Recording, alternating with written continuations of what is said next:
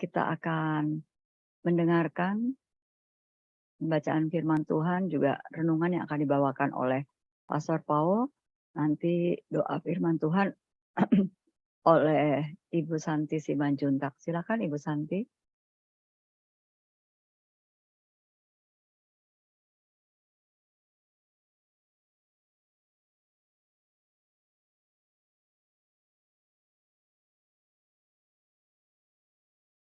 Ibu Santi?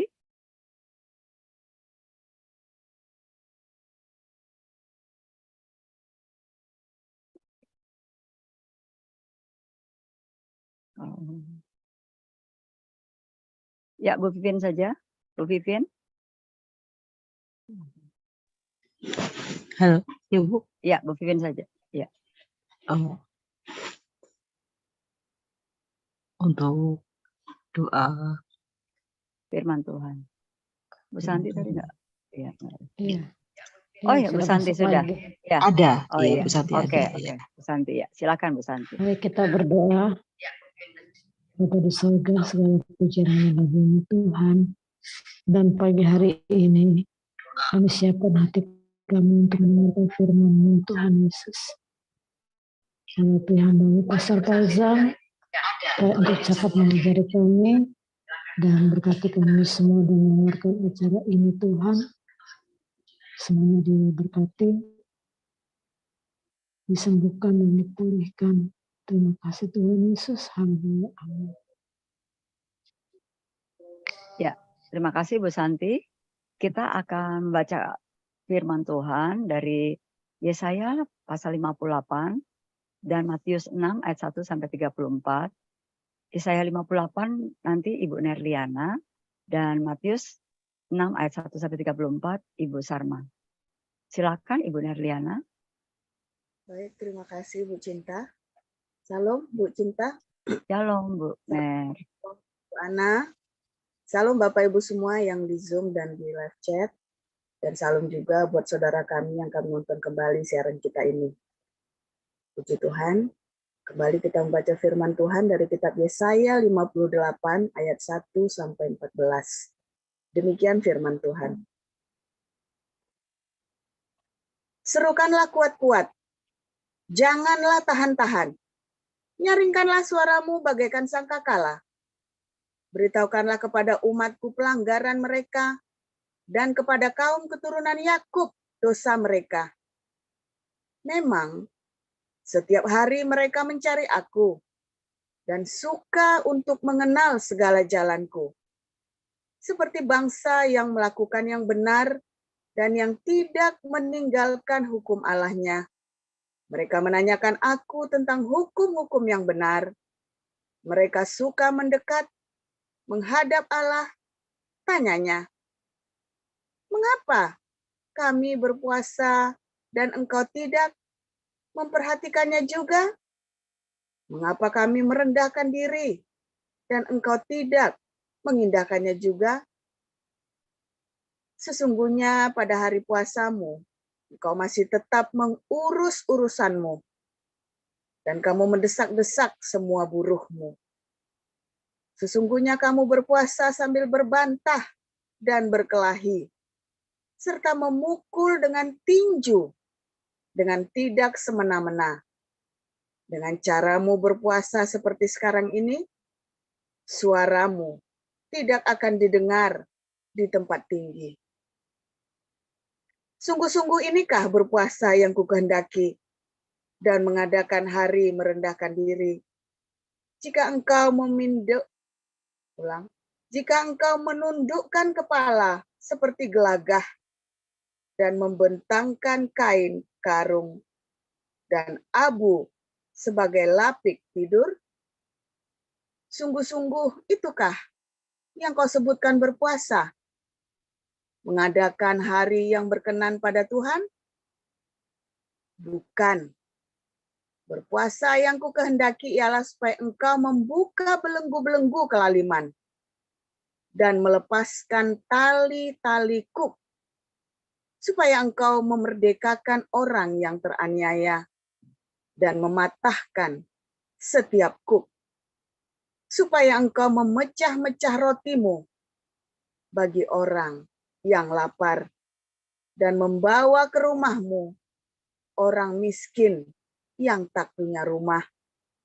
Dan apabila engkau melihat orang telanjang, supaya engkau memberi dia pakaian dan tidak menyembunyikan diri terhadap saudaramu sendiri. Pada waktu itulah terangmu akan merekah seperti fajar, dan lukamu akan pulih dengan segera. Kebenaran menjadi barisan di depanmu, dan kemuliaan Tuhan barisan belakangmu. Pada waktu itulah engkau akan memanggil, dan Tuhan akan menjawab.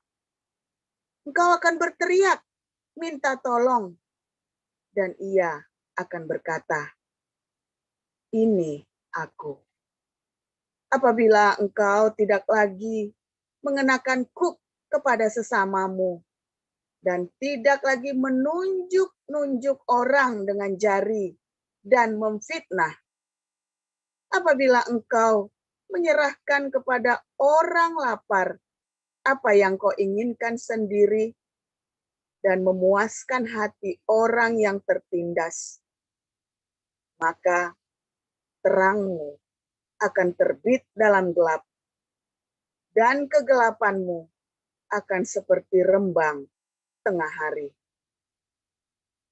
Tuhan akan menuntun engkau senantiasa dan akan memuaskan hatimu di tanah yang kering dan akan membaharui kekuatanmu. Engkau akan seperti taman yang diairi dengan baik dan seperti mata air yang tidak pernah mengecewakan. Engkau akan bangun reruntuhan yang sudah berabad-abad dan akan memperbaiki dasar yang diletakkan oleh banyak keturunan. Engkau akan disebutkan yang memperbaiki tembok yang tembus, yang membetulkan jalan supaya tempat itu dapat dihuni.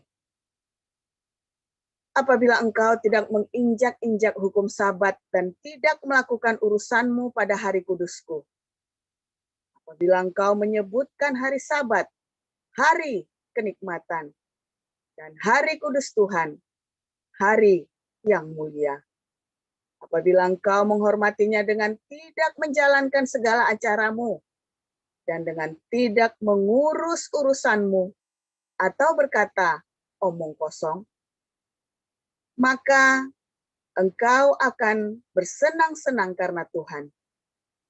Dan aku akan membuat engkau melintasi puncak bukit-bukit di bumi dengan kendaraan kemenangan. Aku akan memberi makan engkau dari milik pusaka Yakub, bapa leluhurmu. Sebab mulut Tuhanlah yang mengatakannya. Demikian. Terima kasih, Bu Nerliana. Silakan Ibu Sarma, Matius 6 ayat 1 sampai 34. Baik, saya akan membacakan kebenaran firman Tuhan dari Matius pasal 6. Beginilah firman Tuhan. Ingatlah, jangan kamu melakukan kewajiban agamamu di hadapan orang supaya dilihat mereka. Karena jika demikian, kamu tidak beroleh upah dari Bapamu yang di surga. Jadi apabila engkau memberi sedekah, janganlah engkau mencanangkan hal itu seperti yang dilakukan orang munafik di rumah-rumah ibadat dan di lorong-lorong, supaya mereka dipuji orang. Aku berkata kepadamu, sesungguhnya mereka sudah mendapat upahnya. Tapi jika engkau memberi sedekah, janganlah diketahui tangan kirimu apa yang diperbuat tangan kananmu. Hendaklah sedekahmu itu diberikan dengan tersembunyi, maka Bapamu yang melihat yang tersembunyi akan membalasnya kepadamu. Dan apabila kamu berdoa, janganlah berdoa seperti orang munafik. Mereka suka mengucapkan doanya dengan berdiri dalam rumah-rumah ibadat dan pada tikungan-tikungan jalan raya, supaya mereka dilihat orang. Aku berkata kepadamu, sesungguhnya mereka sudah mendapat upahnya. Tetapi jika engkau berdoa, masuklah ke dalam kamarmu, tutuplah pintu dan berdoalah kepada Bapamu yang ada di tempat tersembunyi. Maka Bapamu yang melihat yang tersembunyi akan membalasnya kepadamu. Lagi pula dalam doamu itu janganlah kamu bertele-tele seperti kebiasaan orang yang tidak mengenal Allah. Mereka menyangka bahwa karena banyaknya kata-kata doanya akan dikabulkan. Jadi janganlah kamu seperti mereka, karena Bapamu mengetahui apa yang kamu perlukan sebelum kamu minta kepadanya. Karena itu berdoalah demikian, Bapa kami yang di sorga, dikuduskanlah namamu, datanglah kerajaanmu, jadilah kehendakmu di bumi seperti di sorga. Berikanlah kami pada hari ini makanan kami yang secukupnya, dan ampunilah kami akan kesalahan kami, seperti kami juga mengampuni orang yang bersalah kepada kami. Dan janganlah membawa kami ke dalam pencobaan, tetapi lepaskanlah kami daripada yang jahat. Karena Engkaulah yang mempunyai kerajaan dan kuasa dan kemuliaan sampai selama-lamanya. Amin. Karena jikalau kamu mengampuni kesalahan orang, Bapamu yang di surga akan mengampuni kamu juga. Tapi jikalau kamu tidak mengampuni orang, Bapamu juga tidak akan mengampuni kesalahanmu. Dan apabila kamu berpuasa, janganlah muram mukamu seperti orang munafik. Mereka mengubah air mukanya, supaya orang melihat bahwa mereka sedang berpuasa. Aku berkata kepadamu, sesungguhnya mereka sudah mendapat upahnya. Tetapi apabila engkau berpuasa, minyakilah kepalamu dan cucilah mukamu, supaya jangan dilihat oleh orang bahwa engkau sedang berpuasa, melainkan hanya oleh Bapamu yang ada di tempat tersembunyi. Maka Bapamu yang melihat yang tersembunyi akan membalasnya kepadamu. Janganlah kamu mengumpulkan harta di bumi ngengat dan karat merusakkannya, dan pencuri membongkar serta mencurinya. Tetapi kumpulkanlah bagimu harta di surga. Di surga ngengat dan karat tidak merusakkannya, dan pencuri tidak membongkar serta mencurinya. Karena di mana hartamu berada, di situ juga hatimu berada. Mata adalah pelita tubuh. Jika matamu baik, teranglah seluruh tubuhmu. Jika matamu jahat, gelaplah seluruh tubuhmu. Jadi jika terang yang ada padamu gelap, betapa gelapnya kegelapan itu. Tak seorang pun dapat mengabdi kepada dua tuan. Karena jika demikian, ia akan membenci yang seorang dan mengasihi yang lain, atau ia akan setia kepada yang seorang dan tidak mengindahkan yang lain.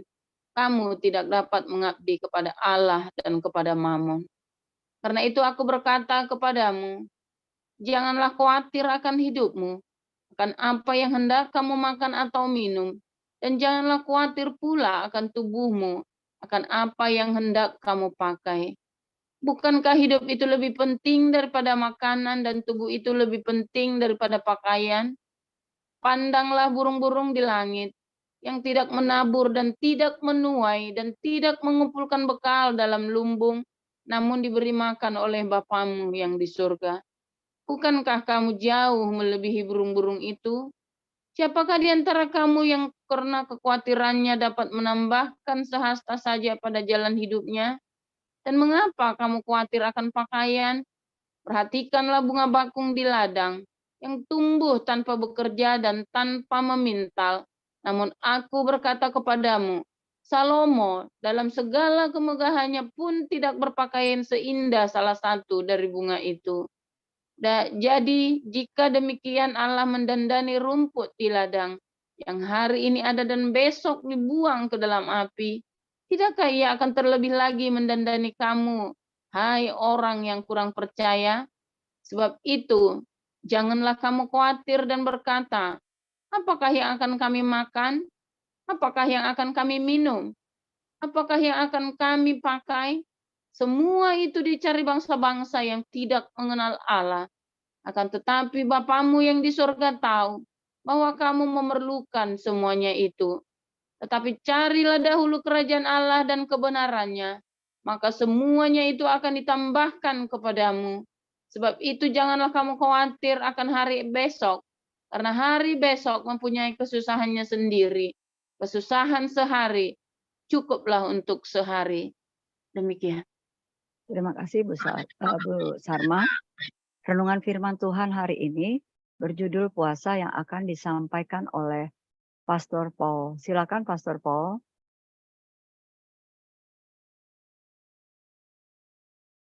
Haleluya, luar biasa. Kita hari ini belajar lagi tentang puasa, saudara ya. Di dalam Yesaya 58 dan dalam Matius 6 ya, saudara.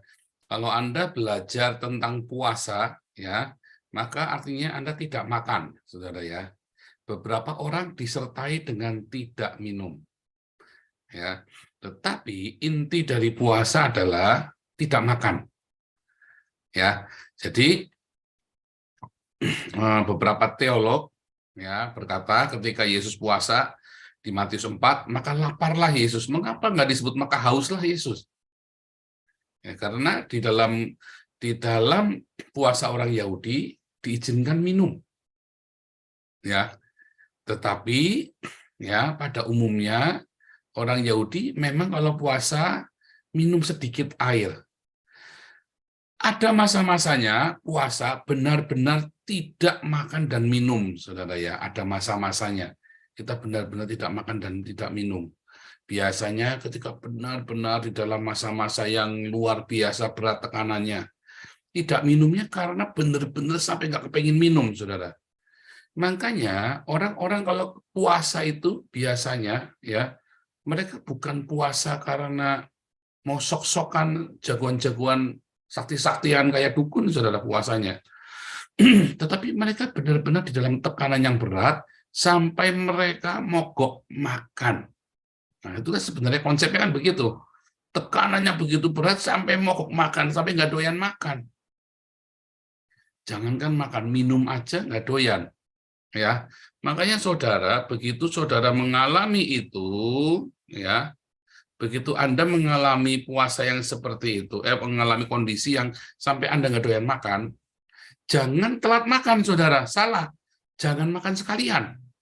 Bukannya malah Anda udah begitu makan telat makan, nanti makan sedikit, makan seumprit-umprit, malah sakit kamu, saudara. Kalau saudara sedang mengalami masa yang luar biasa tekanannya, jangan nggak doyan makan, lalu Anda telat makan, ya. Tapi kalau Anda sedang mengalami masa yang luar biasa itu, Anda lagi nggak doyan makan, sekalian jangan makan, saudara. Puasa sekalian. Nanti malah sehat.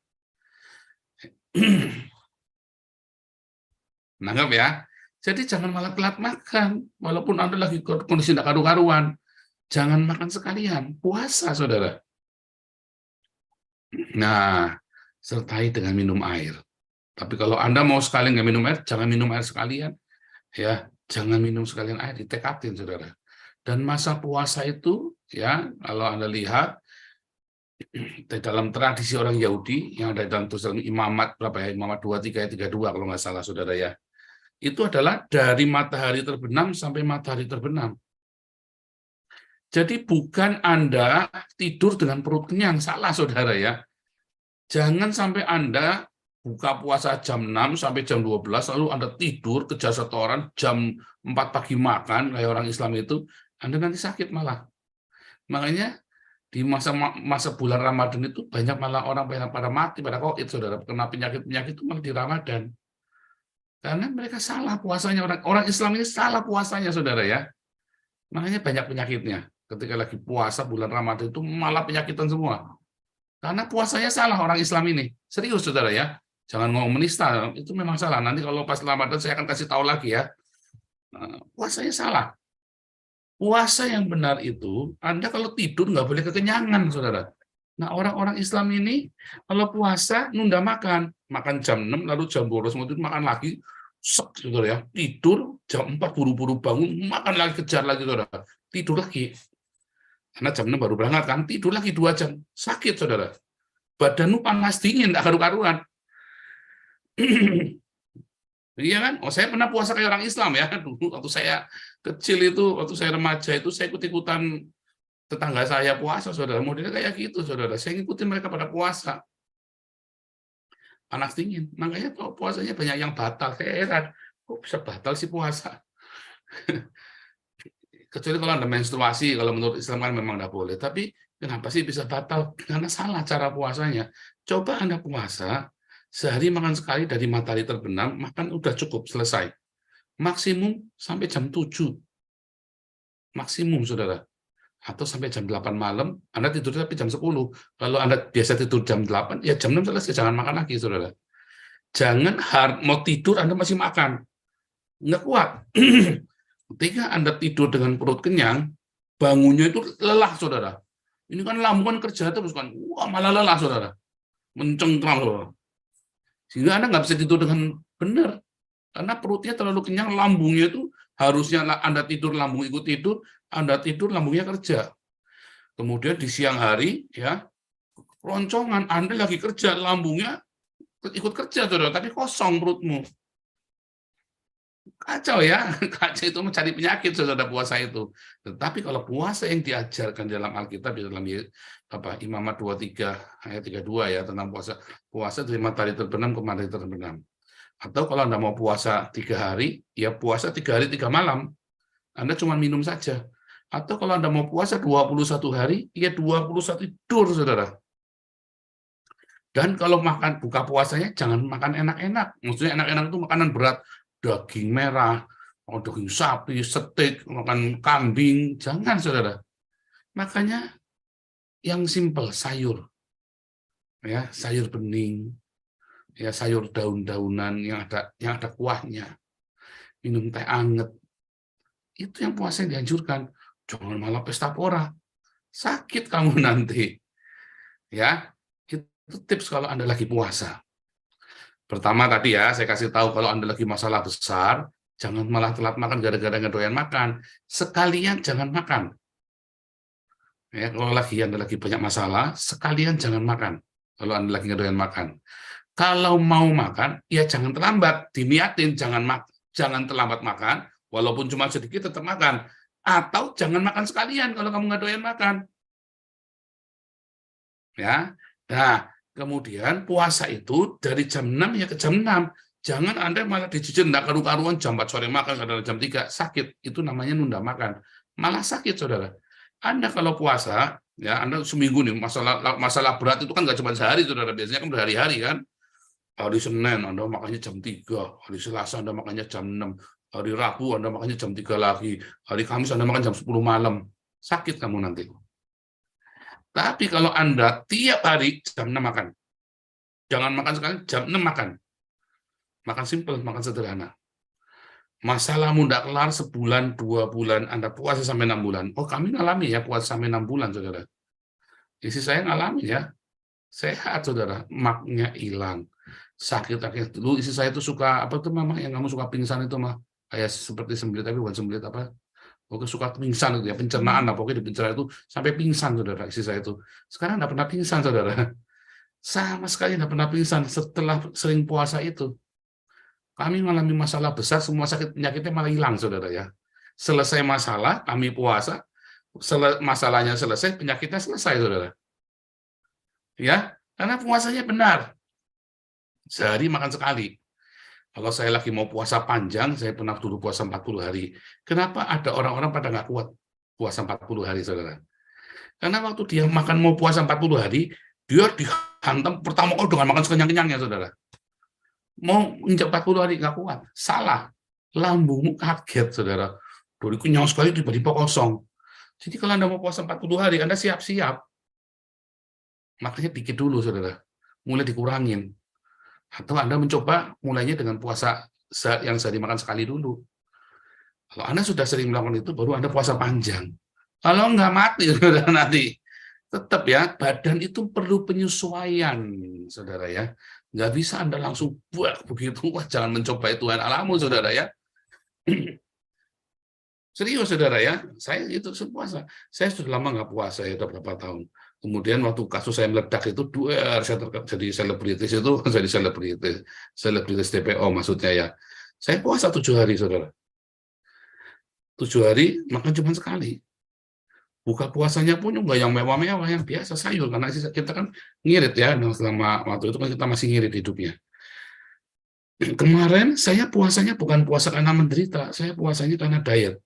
Saya makan, ya, tapi puasanya puasa diet, saudara. Karena waktu itu sampai manteng banget ya, perutnya itu ya. Sekarang udah mendingan ya.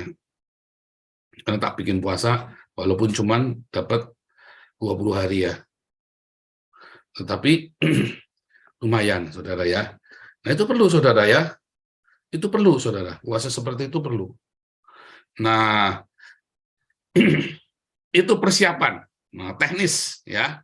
Penting ya. Saya ngajarin ini penting supaya Anda kalau puasa lolos ya. Kenapa harus puasa? Kenapa harus puasa? Kan ini zaman perjanjian baru, enggak perlu puasa. Justru Tuhan Yesus di perjanjian baru ngajari Anda puasa.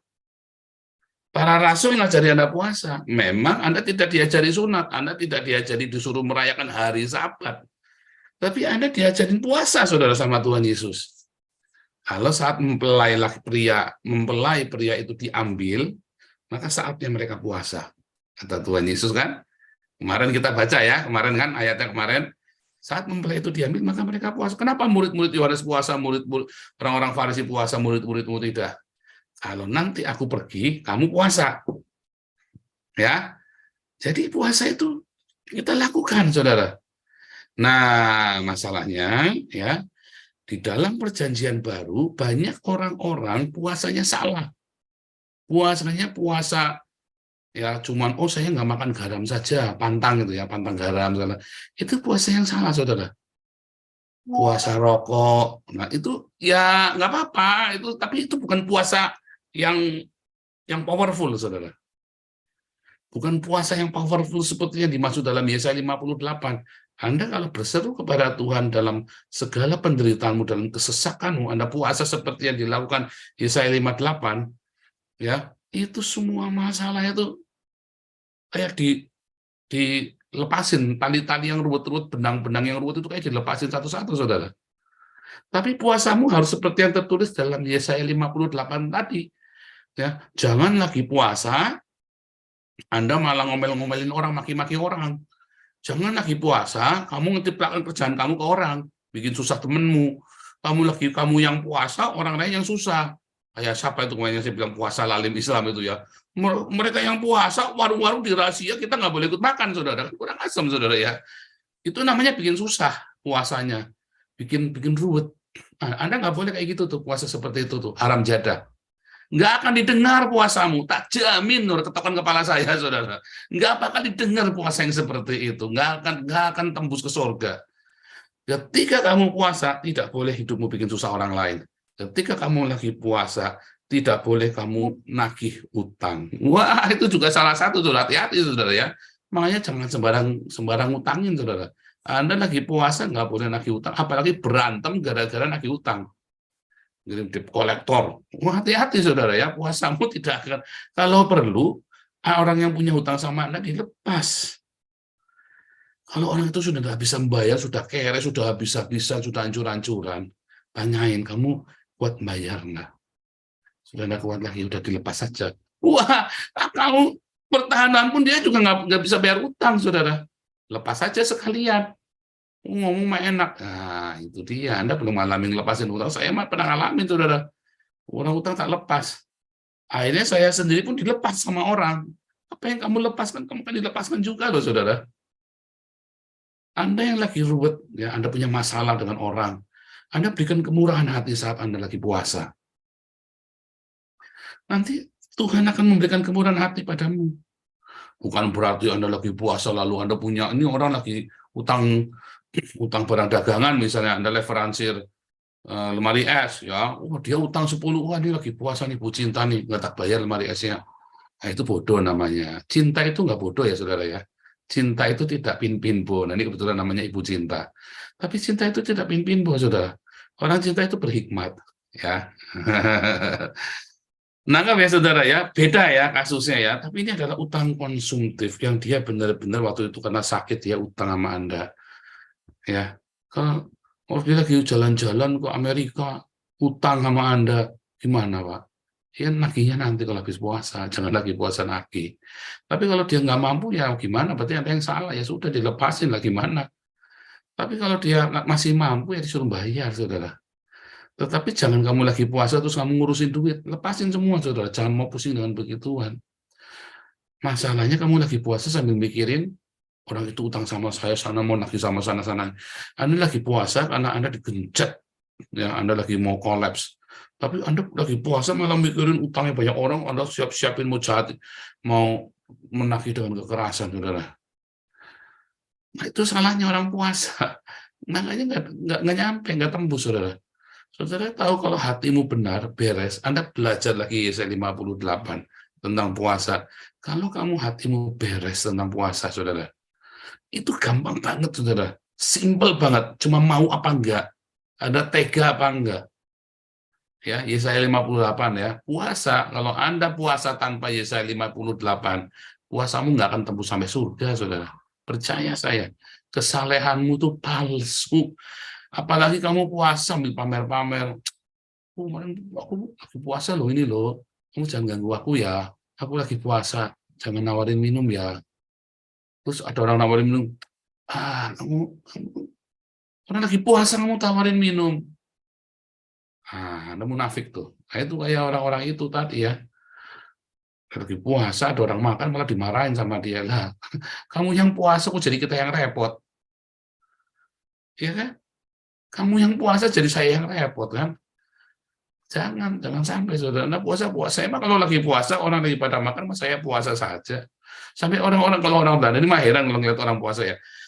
Saya lagi puasa. Ya, orang pada makan. Saya lagi tamu, saya lagi puasa, tapi ada tamu. Terus ya kita ajak makan. Ya jamnya makannya makan semua. Saya nggak makan. Kamu nggak makan? Iya, saya minum aja. Saya sambil ngobrol-ngobrol. Nggak kepengen? Nggak, biasa. Lapar, ya lapar, tapi nggak, ya biasa saja. Nggak tergoda, nggak kepengen aja. Memang ditekatin kok. Ya, saudara ya. Nah itu, saudara. Jangan kamu puasa, orang lain suruh ikut puasa bareng kamu, ya geblek, saudara. Nah itu namanya nggak akan didengar, saudara. Ya, nggak akan didengar doamu, saudara. Ya, saya ngomong tadi potong leher kalau nggak percaya, saudara. Ya nggak akan didengar. Karena yang saya ngomong begini artinya ya bukan masalah, oh iya di atas iya tidak, bukan. Ya, artinya saya lagi ngomong sama Anda. Ya sudah deh, nggak usah dilakukan lah kalau nggak Anda nggak siap dengan Yesaya 58 lagi puasa, mendingan nggak usah puasa, saudara. Kalau Anda belum siap Yesaya 58 lagi puasa, mendingan jangan puasa. Ya, jadi satu persiapan teknismu kudu benar. Kedua, persiapan hatimu kudu benar, saudara. Kalau Anda lakukan ini, persiapan teknis kan gampang banget. Tadi saya ajarin caranya, triknya, supaya Anda kuat puasa. Supaya Anda kuat puasa lama, panjang. Ingat-ingat, kalau lagi puasa, jangan makan banyak-banyak. Ya, jangan sampai sek gitu ya. Oh, nggak kuat Anda. Besoknya puasa lagi nyambung, udah nggak kuat, saudara. Puasa itu sekedar aja makan. Ya, nanti Anda kuat sampai seminggu. Sehari makan sekali sampai berbulan-bulan Anda kuat, saudara. Karena perutnya nggak rewel, perutnya itu nggak dipaksa ngiles, saudara ya. Karena perut kosong tiba-tiba disuruh ngiles, capek, saudara. Ngamuk, perutnya mutung, akhirnya saudara ada pendarahan lah, apalah segala macam ya, lambungnya panas kan bisa berdarah tuh, saudara. Terus kalau lagi puasa jangan makan yang aneh-aneh, saudara ya. Ingat-ingat ya, makanya sayur saja sama teh manis ya, buka puasa pakai teh manis. Makannya sayur saja, jangan makan sambal, makan sate kambing, makan tahu gejrot, ya, cabenya sekilo sendiri.